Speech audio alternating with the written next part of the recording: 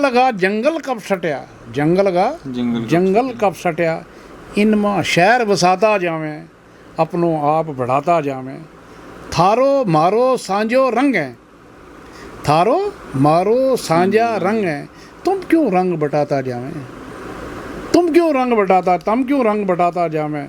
बस कर हुन सजाद न लिखिए हैं, लोग के कोड सुनाता जावें, अपनों आप बढ़ाता जावें। प्यार आप देख रहे हैं न्यूज़ शहर इंडिया और मैं हूँ अरफाज अहमद डैंग। आज हम आपकी मुलाकात करवाने जा रहे हैं एक ख़ास शख्सियत से जिनका नाम है सजाद पूंछी। इनको सजाद पूंछी के नाम से जाना जाता है और इनकी जितनी तारीफ़ की जाए उतनी कम है। काफ़ी सारे जो किताबें बुक्स इनके द्वारा रिलीज़ करवाई गई हैं, काफ़ी सारे जो गोजरी में पहाड़ी में काफ़ी जो इनका नुमाया रोल रहा है, कल्चर जो उर्दू में इनकी किताबें रिलीज़ हुई हैं। सर स्वागत है आपका न्यूज़ शहर इंडिया में। जी, पहले तो मैं आपके चैनल का शुक्रिया अदा करता हूँ। बड़ी खुशी की बात है कि आप हमारे अजीज़ नौजवान हैं, इस वक्त इलेक्ट्रॉनिक मीडिया में ज़बरदस्त काम कर रहे हैं। इससे हमें सबसे बड़ी मदद जो है वो ये मिली है कि जो भी हमारा कल्चर है, तहज़ीब व तमद्दन है, हमारी सिविलाइजेशन है, हमारा उठना बैठना है, इसको आप लोगों के चैनल की वजह से बड़ा बूस्ट मिल रहा है, बड़ी मशहूरी मिल रही है और आजकल के नौजवानों को आगे बढ़ने का मौका मिल रहा है। ये जो है ये सब हमारे लिए एक नया सिस्टम है, हम पुराने सिस्टम के इंसान हैं। तो thank you very much for your news channel. शुक्रिया सर। तो सर हम थोड़ा सा आपका जो लाइफस्टाइल है, यहाँ शुरुआत आपकी जहाँ से हुई, हम थोड़ा हमारे व्यूअर्स को बताना चाहेंगे। बेसिकली मेरा नाम शेख सजाद हुसैन पूंछी मेरा तखल्लुस है जी। मैं पुंछ का रहने वाला हूँ, पुंछ में ही पैदा हुआ और मेरी तालीम जो थी वो पुंछ हाई स्कूल में और गवर्नमेंट डिग्री कॉलेज पुंछ में हुई। वहाँ से मैंने ग्रेजुएशन की तकरीबन 1970-71 में जी। मैंने ग्रेजुएशन की। हालांकि ग्रेजुएशन के लिहाज से मैं लेट भी था 2-3 साल, वो कुछ ऐसा वैक्यूम था, मैं कॉलेज में अपनी स्टडी कंटिन्यू नहीं रख सका। लेकिन 1971 में मैं ग्रेजुएट होकर वहाँ से निकला और उसके बाद इसी तरह से हमारा सिलसिला चलता रहा। तो मैं फिर अलीगढ़ चला गया और अलीगढ़ से मैंने एमएससी जो थी वो ज्योग्राफी में की और बीएड यहाँ जम्मू से किया। तो मेरी क्वालिफ़िकेशन जो है वो एमएससी बीएड है। मैं सिर्फ उर्दू के साथ मेरा इश्क है, प्यार है, मोहब्बत है और इतनी मोहब्बत है कि मैं बयान नहीं कर सकता हूँ। लेकिन मैं बेसिकली स्टूडेंट हूँ, ज्योग्राफी कर रहा हूँ। शायद ये काफ़ी लोगों को हैरानगी होगी कि I have done it in from Aligarh university. जी। तो सर ये शौक़ जो है ये कैसे मतलब पैदा हुआ कि मतलब बुक्स लिखने या शायर गोजरी आपने हर भाषा में जो है इसका इस्तेमाल किया? देखिए ये एक कुदरती चीज़ होती। मैं जब छोटा था तो मेरे अंदर कुछ स्ट्राइकिंग्स होती थी, कुछ ड्रीम्स जो थे वो बॉर्न होते थे, कुछ ख्यालात जो होते थे। मैं अभी क्वालिफ़िकेशन इतनी नहीं थी, लेकिन ये लगता था कि मैं किसी मकसद हयात के लिए पैदा किया गया हूँ। और क्योंकि वसाइल बड़े कम थे, पॉवर्टी थी, बैकवर्डनेस थी और हालात जंगी थे। 1947 के पुरआशूब हालात में मैं तकरीबन उस दौर में मुझे अपने वालिदैन के साथ मंडी में रहने का मौका मिला। मेरे बड़े भाई जो चीफ़ इंजीनियर रिटायर हैं शेख आशिक हुसैन और छोटे भाई शेख नियाज़ साहब हैं, एक मेरे और ब्रदर हैं ज़फ़र साहब, वो पुंछ में हैं। तो हमारा एक उस वक़्त बड़ा ही पुरआशूब माहौल था। लेकिन उस माहौल में भी मुझे कुछ ऐसा लगता था कि something is in my mind. ये मैं आपको बताऊं कि जब हम 1950-51 में हम पुंछ आए वापस जंग के बाद, ये 51 की बात है जी। ये आपके तसव्वुर से भी बाहर की बात है। तो उस वक्त भी पुंछ में हमने देखा ये ब्राज़ील जो है इनके कार्निवाल वगैरह निकलते, इसी टाइप की यहाँ पर भी कार्निवाल निकलते थे। कहाँ? पुंछ में। मतलब उस दौर में मतलब जो मेल थे मर्द थे उनको उर्दे वगैरह बनाए, उनको कल्चरल ड्रेसेस दिए जाते, किसी के हाथ में गन दे दी, किसी के हाथ में गुर्ज दे दिया, किसी के हाथ में तलवार दे दी, किसी के मतलब कोई संगीतकार था, कोई फ़नून लतीफ़ा का था, कोई मौसीकी के साथ वाबस्ता था। तो ये जो थे ये झलकियाँ निकलती थी पुंछ के शहर में से, तो मुझे बड़ा अच्छा लगता था। मैं एक मतलब एक इनोसेंट सा आदमी था, उनके पीछे चलता चलता रहता था। मैं कहता खुदाया काश मैं भी इसकी तरह औरत बना होता, काश मैं भी इसकी तरह मेरे हाथ में तलवार होती, गुर्ज होता। तो वो कार्निवाल में निकलता था। और कुछ जो थी वो ये जो थी मुशायरे वगैरह जो थे उस दौर में होते थे। बड़ा पुराना दौर था, बड़े पुराने शायर थे। कहीं से ये लोग आ जाते थे हमारे, जिनमें मैं दीनानाथ रफ़ीक का नाम ले लूँगा, द्वारकानाथ हज़ का, डॉक्टर सर्वनाथ आफ्ताब साहब थे, हमारे भाई जयदेव जी दत्त थे, हमारे बलदेव राज जी रहबर थे। ये बड़े अच्छे शायर थे ये पुराने ज़माने के। इनके मुशायरे में बस ऐसे समझो मैट्रिक में पढ़ रहा हूँ, 9th में पढ़ रहा हूँ, सुनता था। फिर कॉलेज में आया, कॉलेज में इनके मुशायरे वगैरह सुनते रहे। तो मेरे इस दौर में वो कल्चरल जो मतलब एक इंस्टिंक्ट्स है, एक जज्बा है कल्चर का, एक लिखने का या समझने का या सोचने का, ये जो था ये मेरे जज्बात के साथ जज्बात में आता रहा, आमद आती रही मेरे दिमाग में। तो till I reach to degree college Poonch जी। तो डिग्री कॉलेज पुंछ में मान लो कि एक तो पढ़ाई के लिहाज से भी मैं काफ़ी कमज़ोर था, और कंपटीशन के लिहाज से भी काफ़ी कमज़ोर था, लेकिन डिलीवरी के लिहाज से मैं तेज़ था जी। यानी डिलीवरी जो थी मेरी, उसमें मेरा कोई मुकाबला नहीं कर सकता। आप यकीन नहीं करेंगे, बड़े बड़े लोग थे कॉलेज के दौर में, बड़े बड़े, जिनका मैं मतलब श्याम सुंदर आनंद लहर का नाम ले लूँगा, मैं महेंद्र प्यासा का नाम ले लूँ, मैं केडी मैनी का नाम ले लूँगा, मैं ले लूँगा। और भी हमारे बड़े स्टूडेंट थे, DK पुरी साहब थे, दुष्यंत कुमार पुरी मेरे गुरु थे, वो थे, तो गुरु थे, उन्होंने ही मुझे समझाया। तो उस वक़्त मैंने कल्चर में सेटअप इन किया। प्रोफेसर अजीत बख्शी जो थे उर्दू के, और संगीत और ड्रामों से वाबस्ता थे तेज कृष्ण रैना साहब, इनके साथ में इसमें दाखिल हुआ। तो ये बड़ी खुशी की बात है, मैं बताना चाहता हूँ कि उस वक़्त मैं कॉलेज में, यशपाल साहब भी मेरे क्लास फेलो रहे हैं, ये लोग जिनका नाम लिया, शशि भूषण शर्मा, कुलदीप मान वगैरह, ये लोग थे। मैं उस वक्त स्टूडेंट यूनियन का प्रेसिडेंट रहा कॉलेज में, और मुझसे प्यार करते थे जिन लोगों ने मुझे रखा अपने लिए। डिबेटिंग होती थी कॉलेज में, डिबेटिंग सोसाइटी का मैं सेक्रेटरी भी था और बेस्ट स्पीकर भी था। ड्रामेटिक क्लब जो था वहाँ पुंछ का, डिग्री कॉलेज का, उस ड्रामेटिक क्लब का मैं कल्चरल सेक्रेटरी रहा हूँ। यानी ये बड़ी बात थी, बैकवर्ड एरिया था, बैकवर्ड ज़माना था, तो कल्चर ड्रामेटिक क्लब का मैं सेक्रेटरी भी था। इसी तरह से जो हमारी मैगज़ीन निकलती थी, आईना मैगज़ीन निकलती थी, कॉलेज की मैगज़ीन निकलती थी, उसका भी मैं एडिटर था जी। तो ये समझ लो ये 5-6 इस किस्म के सिलसिले मेरे साथ वाबस्ता थे। और इस सिलसिले को मैं कल्चर की रूह से आपको बताता चलूँ। मैंने उस दौर में एक ड्रामा लिखा, ममता जी। ममता ड्रामा मैंने स्क्रीन प्ले, जिसका हीरो शशि भूषण शर्मा था, वो मेरे दोस्त हैं, कई मेरे दोस्त जानते होंगे, चंद्रमोहन काला वो था, उनको मैंने रोल्स वगैरह यहाँ पर दिए। इस तरह से श्याम सुंदर आनंद लहर साहब ने एक कहानी लिखी थी सरहद के पीछे। तो सरहद के पीछे जब उन्होंने लिखी तो उन्होंने कहा ये ड्रामा जो है ये प्रेजेंट होना चाहिए। तो उन्होंने मुझे कहा, मैंने इसका स्क्रीन पे ले लिखा, स्क्रीन पे ले लिखा इस ड्रामे का मैंने, और वो ड्रामा बड़ा मशहूर हुआ, वो चला, ममता ड्रामा बड़ा मशहूर हुआ। तो इस तरह से हमारे जो संगीत की दुनिया थी, गाने की दुनिया थी, या फिल्मी सॉन्ग थे, लोक वार थे, लोक संगीत वगैरह थे, या वहाँ के रीजनल थे, चाहे गोजरी में थे, पहाड़ी में थे, इनमें भी हमारा माइंड जो था वो रहता था। तो इस तरह से हमारे कॉलेज के दौर में आपको ये बड़ी खुशी होगी कि पुंछ में जब रामलीला हुई 1967-68 में दोबारा शुरू हुई, रिवाइव हुई, क्योंकि 1947 से कट गई थी, हो नहीं सकी थी।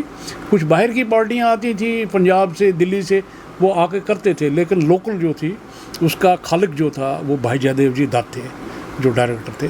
तो मुझे फ़ख्र है, मैं उनका असिस्टेंट रहा हूँ 15 साल। शेख सजाद हुसैन जी। और रामलीला मैंने ये सभी मेरे जितने भी दर्शक इसको सुन रहे हैं बड़े हैरान हो जाएंगे कि इसका स्क्रीन प्ले उस दौर में उर्दू में लिखा जाता था जी। और वो स्क्रीन प्ले भी हम लिखते थे, लड़कों के रोल शोल ये वो, और रोल ही नहीं बल्कि स्टेज भी बनाते थे, और स्टेज ही नहीं बल्कि एक्टिंग भी करते थे, रोल भी करते थे। तो उस दौर में बड़ा मशहूर सीता स्वयंवर का एक रोल होता था, जी जी बिल्कुल, महाराजा जनक का। वो महाराजा जनक का रोल मैं करता था जी। और मेरे साथ वो बड़ा दरबार शरबार वहाँ पर लगता था, उसमें वो परशुराम वगैरह ये वो इंद्रधनुष वगैरह ये वो तोड़ना और ये सब चीज़ें थी, और बड़ा अच्छा रहता था, और इतने अच्छे डायलॉग्स डिलीवरी थी, इतना अच्छा था। मतलब बेसिकली पोइट्री से ज़्यादा, शेर व शायरी से ज़्यादा, अफसाना नगारी से ज़्यादा, नसर नगारी से ज़्यादा, इन चीज़ों से ज़्यादा मैं एक अच्छा एक्टर था। जी जी।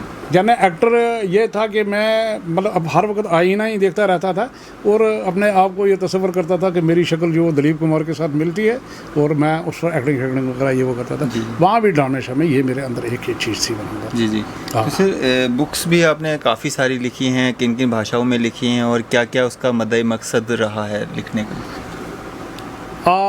देखिए, उसके बाद मेरी ज़िंदगी का मकसद हयात जो है वो यहाँ से मेरा सफ़र ग्रेजुएशन होने के बाद शुरू हुआ। मैं कृष्ण चंद्र जो हमारे फेमस राइटर हैं, स्टोरी राइटर हैं, अफसाना निगार हैं, जिनने अपनी ज़िंदगी मैक्सिमम पुंछ में ही निकाली है। इनके वालिद डॉक्टर गौरी शंकर भी पुंछ में थे, इनकी वालदा भी वहाँ पुंछ में रही है, और कृष्ण चंद्र ने तकरीबन 1932 के गेड़े में मैट्रिक पास की और उसके बाद वो आगे निकल गए इधर रावलपिंडी वगैरह की तरफ, लेकिन रहे वो पुंछ में। पुंछ की जितनी भी लोकेशंस हैं, चाहे लोरन हो, सावजियाँ हो, गिरजन की ढोक हो, चाहे वो पुंछ का अस्पताल हो, या चाहे मेंढर हो, चाहे वो सुरनकोट हो, मतलब या गिरजन वाला एरिया हो, तो वो कृष्ण चंद्र जी वहाँ अपनी एक डॉक्यूमेंट्री बनाने के लिए 1974 में आए, और वहाँ पर भी मैं उनके साथ एक लहजान अफसर की तरह से, और सब दर्शकों को इस बात की खुशी होनी चाहिए, और सबके उन्होंने मेरा जिक्र भी किया है, मतलब पूरे सफ़र की आधी कहानी जो उन्होंने नावल लिखा महेंद्र नंबर में, महेंद्र उनके भाई थे, उनकी वफ़ात हो गई थी, तो कृष्ण चंद्र के साथ मुझे बड़ा नज़दीक रहने का मौका मिला। इसके अलावा मैं आपको बता दूं, जब मैं अलीगढ़ चला गया तो राही मासूम रज़ा के साथ मेरी मुलाकात हुई। देखो, राही मासूम रज़ा, डॉक्टर राही मासूम रज़ा ने बाद में महाभारत लिखी B.R. चोपड़ा की, और इतना तूफ़ान मचाया। He was my friend. मैं अलीगढ़ में जब पढ़ता था, इनके ब्रदर जो थे रज़ा साहब, रज़ा, उनके साथ मेरा ताल्लुक़ था, तो उन्होंने मैं राही साहब से मुलाकात करवाई। इस तरह से एक बार मैं बताऊं, जब मैं बतौर वार्डन गुजर बकरवाल होटल पुंछ में आया, तो मेरे एक दोस्त शशि भूषण, वो फिल्म इंडस्ट्री में काम करते थे, उन्होंने सागर सरहदी साहब को पुंछ में लाया, और सागर सरहदी साहब ने तकरीबन 1-2 फिल्में वहाँ पर लिखी, लोरी लिखी, और ये चांदनी जो है, ये चांदनी का सेक्रेट उन्होंने पुंछ के लोरन के इलाके में लिखा है जी। और ये मेरे पास रहे हैं वहाँ गुजर होटल में, वार्डन होटल में। और सागर सरहदी ने मेरे दोस्तों को, शशि भूषण शर्मा को, बेदी को कहा कि इसको बॉम्बे भेज दो, ये मेरा स्क्रीन प्ले लेकर गए। इन्होंने, सागर सरहदी साहब ने कर्मयोगी, कभी कभी, चांदनी, बाज़ार, ये सब फिल्में जो हैं ये सागर सरहदी ने लिखी। और B.R. चोपड़ा के ये ख़ास आदमी थे, और भी बाकी इनके साथ थे। तो सागर सरहदी साहब अब भी बॉम्बे में मौजूद हैं, तो उन्होंने मुझे बुलाया, लेकिन मेरा ये था, मैं उस वक्त ये रिस्क नहीं ले सका, मैं वहाँ तक जाता। ये शख्सियत भी मेरे दिल में आई, इन्होंने मुझे बुलाया, कहा आप आओ, आप ये काम करो। आपका जब उन्होंने देखा कि इसके अंदर अंबार है, फैज़ अहमद फैज़ है, मीर है, गालिब है, मिर्ज़ा मोहम्मद रफ़ी सौदा है, बशीर बदर है, ये है वो है, बस ये तूफ़ान जो थे ये चलते, तो उसने मुझे कॉल किया। बहरहाल ये उनके साथ एक मुलाकात थी। जी जी। तो अब ये आप 1982 में मैं बतौर वार्डन गुजर बकरवाल हॉस्टल में आया पुंछ में, मेरी तैनाती हुई और गवर्नमेंट ने मुझे तैनात किया। और एक सिलसिला मेरा जो है कल्चर का, जो कल्चरल एम्बेसडर के लिहाज से है, कल्चरल मॉनिटर के लिहाज से है, वो ये है कि 1972 से लेकर 2004 तक पुंछ में जितने भी मुशायरे हुए, पुंछ में जितनी भी अदबी कॉन्फ्रेंसें हुई, पुंछ में जितनी भी अफसाना नगारी हुई, पुंछ में जितनी भी प्रोज़ पर लिखा गया, पुंछ में जितनी भी पोइट्री दो चीज़ मुशायरे जो थे डिलीवर किए गए वो सब मेरी सरकर्दगी में डिलीवर किए गए। और मुझे इस बात का फ़ख्र है, मेरे पास इस वक्त तकरीबन 200 वीडियो कास्टें पड़ी हुई हैं यहाँ पर जी। उसके अलावा उस दौर के लोगों ने जो मेरे साथ काम किया है, जितने भी आदमी आपको 80 के बाद मिलेंगे वो डायरेक्टली इनडायरेक्टली इधर से लेकर उधर से लेकर मेरे साथ बिल्कुल उनकी टचिंग होगी। तो उस दौर में मैं वहाँ पर जिक्र किए बिना नहीं रहूँगा। जब मैं डिग्री कॉलेज में गुजर होटल पुंछ में आया, मैं चौधरी मसूद साहब वहाँ SSP थे, बाबू नूर मोहम्मद नूर जावेद राही के फादर थे, इस तरह से मास्टर करतार चंद जी थे, ये क्या नाम मिस्टर प्रदीप खन्ना थे, खालिद मीर साहब थे, शोकत मीर साहब थे, और मेरे एक बड़े अजीज़ दोस्त जिनका नाम मैं ख़ास तौर परवेज़ मानू साहब थे। ये जो मेरी किताबें यहाँ पड़ी हुई हैं, इन सब की कंपाइलेशन, इनकी बाइंडिंग, इनकी प्रिंटिंग, इनकी प्रेसिंग, ये सब इस शक्ल में गलत हो जाता है अगर हम किसी का नाम न लें। हाँ, और मैं अर्श सहवाई साहब का शुक्रगुजार हूँ, उन्होंने भी मेरी मदद की। इस लिहाज से इतने पोइट्स आए हैं ना पुंछ में, जो पोइट आपको, मैं नाम नहीं लूँगा, जो पोइट यहाँ से लेकर किसी जगह भी अपनी पोइट्री बोलेगा वो किसी न किसी तरह से मेरे साथ वाबस्ता होगा, वो मेरे स्कूल ऑफ थाट से निकला होगा। और मुझे ये फ़ख्र हासिल है कि गुजर होटल पुंछ में गुजर कम्युनिटी के लिए ख़ास तौर पर मैंने वहाँ पर एक बहुत बड़ा हॉल बनाया। उस हॉल को हमने यूटिलाइज़ किया उर्दू के लिए भी, गोजरी कल्चर के लिए भी, और पहाड़ी कल्चर के हवाले के साथ भी हमें काफ़ी मदद मिली वहाँ पर। इन चीज़ों का ये मैं वहाँ पर करता रहा। और ये सिलसिला जो 1982 से शुरू हुआ, इसमें पुराने और नए शायर जिनका नाम मैंने लिया, चाहे दीनानाथ रफ़ीक हो, अकाली दर्शन सिंह हो, भाई जयदेव दत्त हो, शिवलाल आज़ाद हो, मसूदुल हसन मसूद हो, महमूदुल हसन महमूद हो, और उसके बाद हमारे नए परवेज़ मानू हूँ, शौकत मीर हूँ, जावेद राही भी कभी कभी शायरी करता था। वो सुन रहा होगा कि मैं शायरी करता था या नहीं करता था। वो उर्दू में भी करता था, गोजरी में भी करता। बाद में वो दूसरी लाइन में यहाँ कल्चरल एकेडमी में हो। खुर्शीद किरमानी साहब थे, लियाकत जाफरी साहब थे, अनवर खान का मैं ज़िक्र करूँगा, बड़े अच्छे इंटेलिजेंट आदमी हैं, अभी हाल में प्रमोट भी हुए हैं, इन्होंने भी शेर व शायरी में जो वो किया। तो ये सब लोग जो अलमदार अदम साहब हैं, इसको कल्चरल अफसर लगे हुए हैं, इरफान आरफ साहब, इरफान तो छोटा था, बहरहाल आते थे ये लोग। तो बड़ी दुनिया आती थी, क्योंकि और तो था नहीं, ना इलेक्ट्रॉनिक मीडिया था, ना प्रिंट मीडिया था, तो मैं ही बस वो वहाँ पर करता था। तो इस सिलसिले से पुरानी पीढ़ी के शायर और नई पीढ़ी के शायरों को मैंने जुड़ाया। सर, आज की अगर हम जनरेशन की बात करें, उसमें और पुरानी जो जनरेशन थी उसमें कितना अंतर आपको नज़र आता है, और शेर व शायरी में और इस कलाम में कितना फ़र्क पड़ चुका है अब?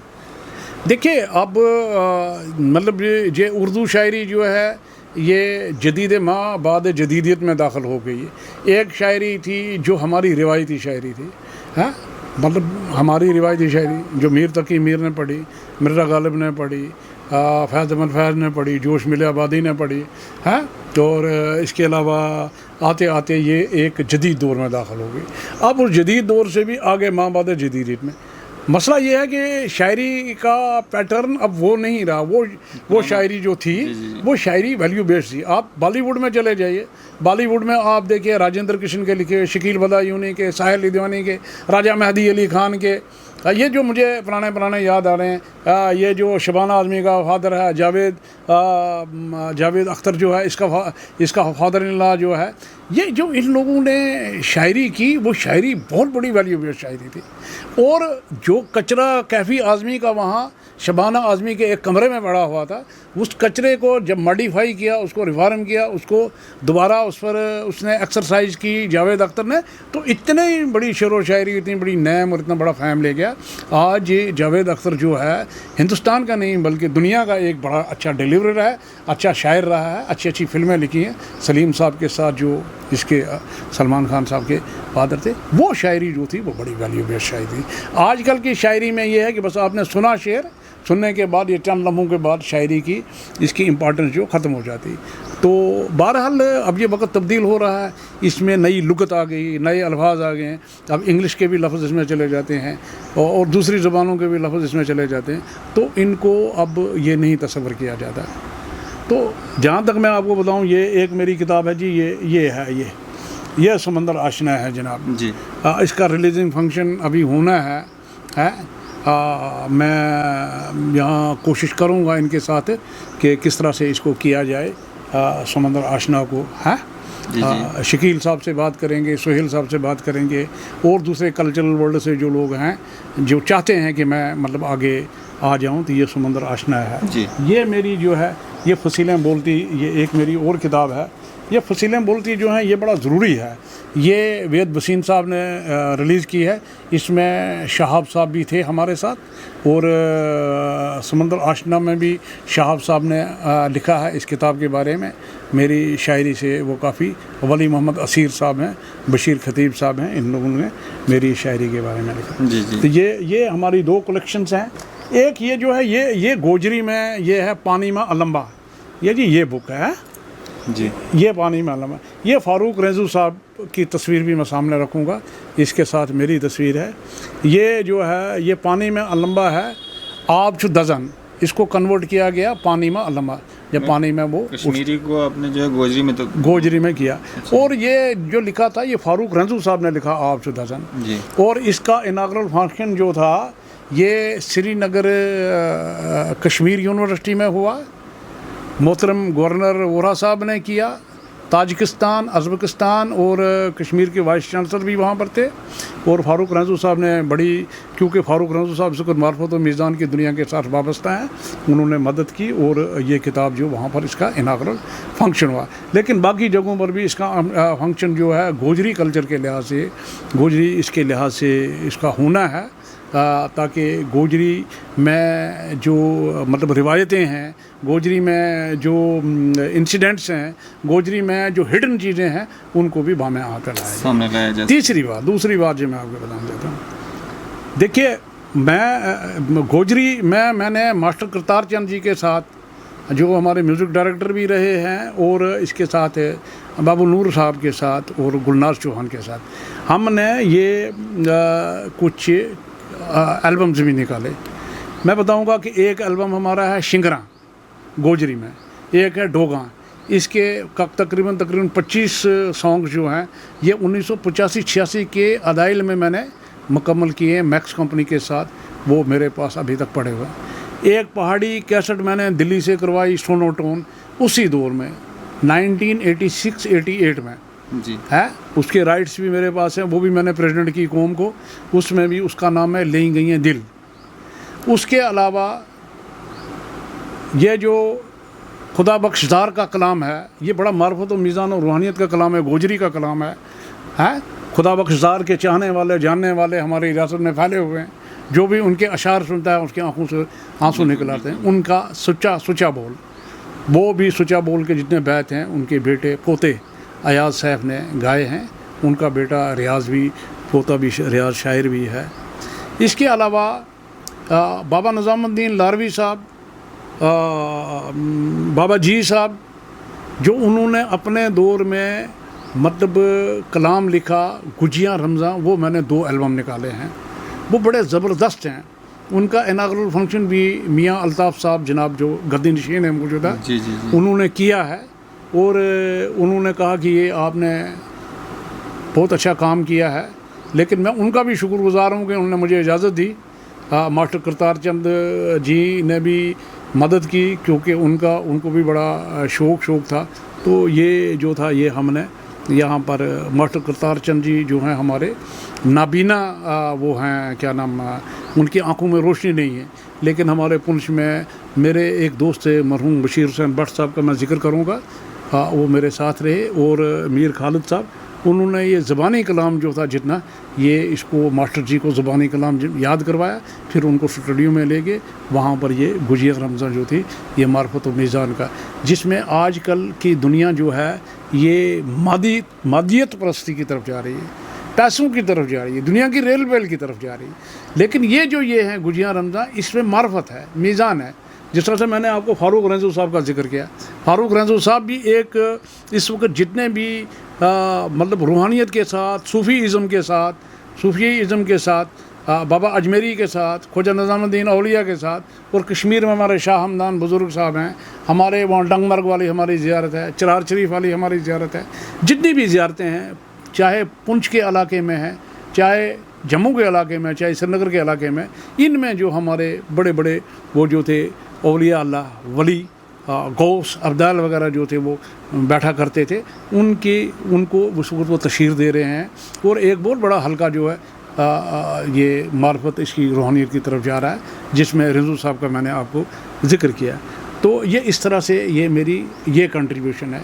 अब मुझे तकरीबन रिटायर हुए हो गया कब तकरीबन 20 साल हो गए हैं। जी जी। तो अब मैं आपको अपनी शायरी के चंद बिल्कुल, वो सुनाऊंगा, चाहे आप ये सुने हैं। जी जी। तो एक मैं आपको एक यहाँ सुनाना चाहता हूँ। एक है कि यहाँ बिखरी जो खुशबू चमन है, यहाँ बिखरी जो खुशबू चमन है, चमन में लाजमन वो गुल बदन है। जी। चमन में लाजमन वो गुल बदन है, कई सोचें इसे घेरे हुए हैं।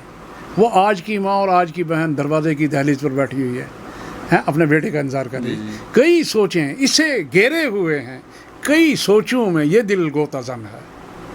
यहाँ बिखरी जो खुशबू चमन है, चमन में लाजमन वो गुल बदन है। उस गुल बदन का जिक्र कर रहा हूँ, वो जो परेशान है हमारे मुल्क में, हमारी कश्मीर में। मसाइब कारवां दर कारवां हैं, मसाइब कारवां दर कारवां हैं, उदासी अंजमन दर अंजमन है। ये किस वादी में आखिर आ गए हम, यहाँ जो लाश है वो बेकफन है। यहाँ बिखरी जो खुशबू चमन है, चमन में लाजमन वो गुलबदन है। एक गज़ल के चंद अशार और, ये रोमांटिक गज़ल है, ये है। इससे पहले चंद अशार कि अहले दुनिया तो कुजा मैं खुद ना उसको पढ़ सका, अहले दुनिया तो कुजा मैं खुद ना इसको पढ़ सका। जिंदगी ने जो लिखा एहसास की दीवार पर, जी है, जिंदगी ने जो लिखा एहसास की दीवार पर। अब जुनून इश्क का बाकी नहीं कोई विकार, हंसते हंसते अब कोई चढ़ता नहीं है दार पर, हंसते हंसते अब कोई चढ़ता नहीं है दार पर। सूख कर कांटा हुआ हूँ मैं किसी के इश्क में, जी शेर है। सूख कर कांटा हुआ हूँ मैं किसी के इश्क में, दे रहा हूँ इम्तिहान दिन रात नोके खार पर, दे रहा हूँ इम्तिहान दिन रात नोके खार पर। फिर भी ए सज्जाद मेरे हौसले टूटे नहीं, छा गई हैं मुश्किलें कितनी मेरे अफकार पर, छा गई हैं मुश्किलें कितनी मेरे अफकार पर। अहले दुनिया तो कुजा मैं खुद ना इसको पढ़ सका। एक गज़ल के 2-3 अशार और ख़त्म कहाँ ये सफ़र हमारा होता है। ये थोड़ा आसान भी मैं कर रहा हूँ ताकि इसमें यह है, ख़त्म कहाँ ये सफ़र हमारा होता है, इस सहरा का कोई किनारा होता है। हाँ जी, शेर है। हमको बस एक फूल मिले तो अच्छा है, हमको बस एक फूल मिले तो अच्छा है, बाकी मौसम सारा उसका होता है, बाकी मौसम सारा उसका होता है। इस सहरा का कोई किनारा होता है। हम ख्वाबों में उनके साथ ही होते हैं, हम ख्वाबों में उनके साथ ही होते हैं, कितना उल्टा ख्वाब हमारा होता है। ख़त्म कहाँ ये सफ़र हमारा होता है। अपनी तन्हा रातों का तू साथी बस, तू साथी बस, तू साथी बस। दूर गगन पर एक सितारा होता है, दूर गगन पर एक सितारा होता है। ख़त्म कहाँ ये सफ़र है। अपना गम तो अपना गम ही है सज्जाद, अपना गम तो अपना गम ही है सज्जाद। दर्द पर आया किसको प्यारा होता है, दर्द पर आया किसको प्यारा होता है। देखो एक गज़ल के मैं चंद अशार, ये सिर्फ जो हमारी जनरेशन है, हमारे ये अजीज़ सुन रहे हैं, चलो ये भी अच्छा, ये भी आ जाए। हाँ कि और कहाँ तक चलना होगा क्या मालूम, और कहाँ तक चलना होगा क्या मालूम, किस भट्टी में जलना होगा क्या मालूम। या आजकल के दौर के बारे में, और कहाँ तक चलना होगा क्या मालूम, किस भट्टी में जलना होगा क्या मालूम। शेर है। बच्चा तो मासूम सदा ही होता है, बच्चा तो मासूम सदा ही होता है, किस गोदी में पलना होगा क्या मालूम। बच्चा तो मासूम सदा ही होता है, किस गोदी में पलना होगा क्या मालूम। शेर है। तेरे मेरे मिलते जुलते सांझे रंग, तेरे मेरे मिलते जुलते सांझे रंग, किसको रंग बदलना होगा क्या मालूम, किसको रंग बदलना होगा क्या मालूम। शोहरत, शोहरत तो एक अबर का टुकड़ा होता है, शोहरत तो एक अबर का टुकड़ा होता है। किस सूरज को ढलना होगा क्या मालूम, किस सूरज को ढलना होगा क्या मालूम। कश्मीर बेचारी क्या बोलेगी अब सज्जाद, कितना खून उगलना होगा क्या मालूम। बच्चा तो मासूम सदा ही होता है, किस गोदी में पलना होगा क्या मालूम।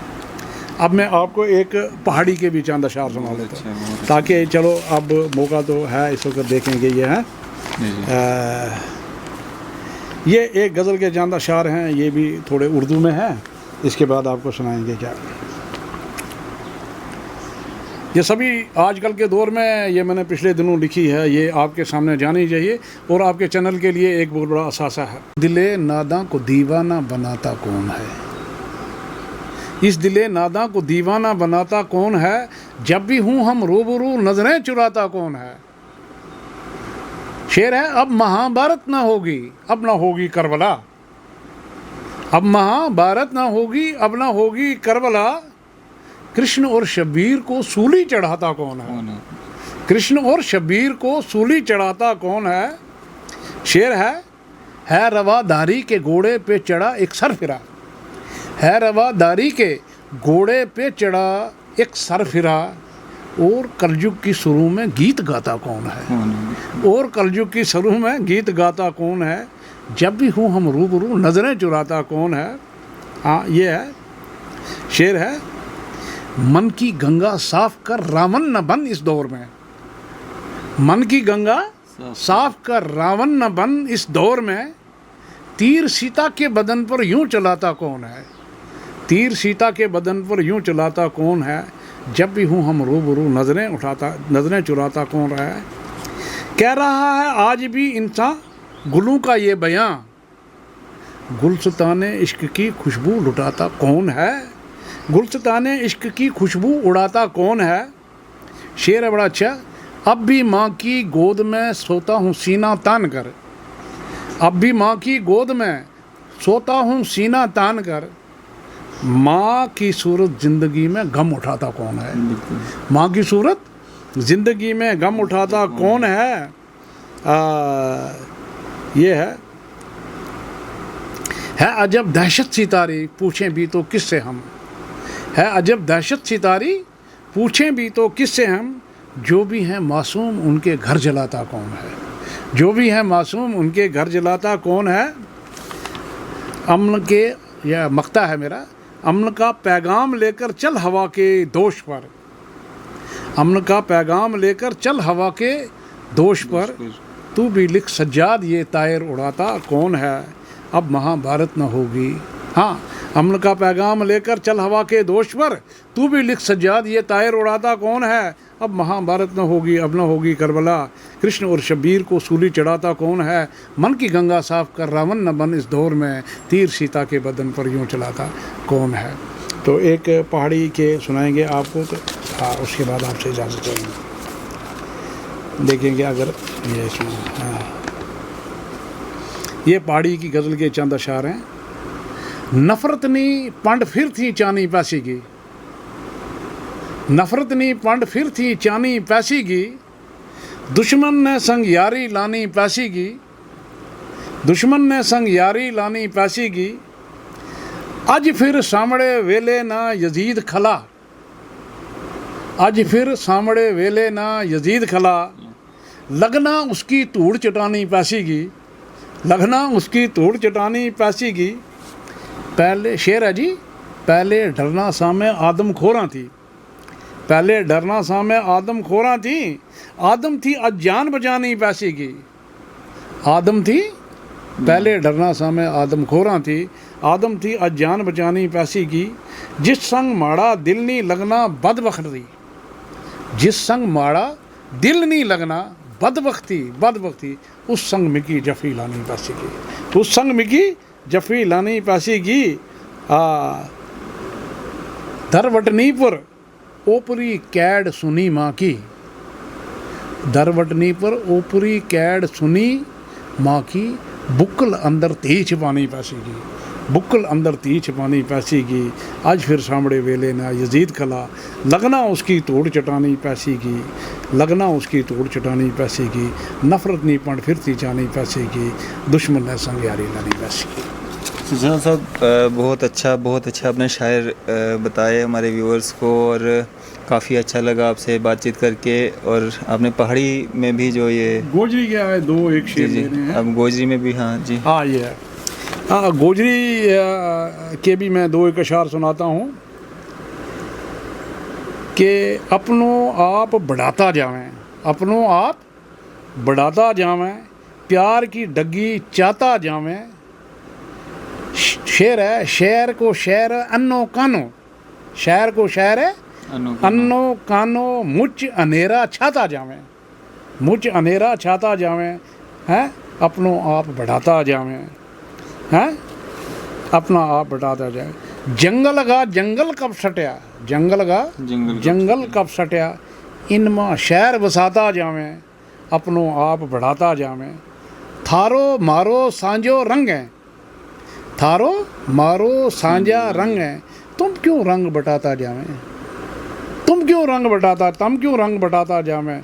बस कर हुन सजाद न लिखिए, हैं लोग के कोड सुनाता जावें, अपनों आप बढ़ाता जावें, प्यार की डगी चाहता जावें। हाँ जी माशाल्लाह माशाल्लाह, बहुत अच्छा, बहुत आपने उर्दू में भी और पहाड़ी में भी और गोजरी में भी जो ये शायर हमारे सामने रखे, और उम्मीद करते हैं कि हमारे व्यूवर्स को काफ़ी अच्छा लगा होगा, और हमारा जो एपिसोड है इसको काफ़ी सराहना मिलेगी और काफ़ी पसंद किया जाएगा। फ़िलहाल हमें दीजिए इजाज़त, हम इस तरह के प्रोग्राम्स आपके लिए और भी लेते आएंगे और काफ़ी सारी शख्सियतों से आपकी मुलाकात करवाते रहेंगे। फ़िलहाल हमें दीजिए इजाज़त, मैं अरफाज अहमद डैंग, न्यूज़ 7 इंडिया के लिए अदरीस मोहम्मद के साथ।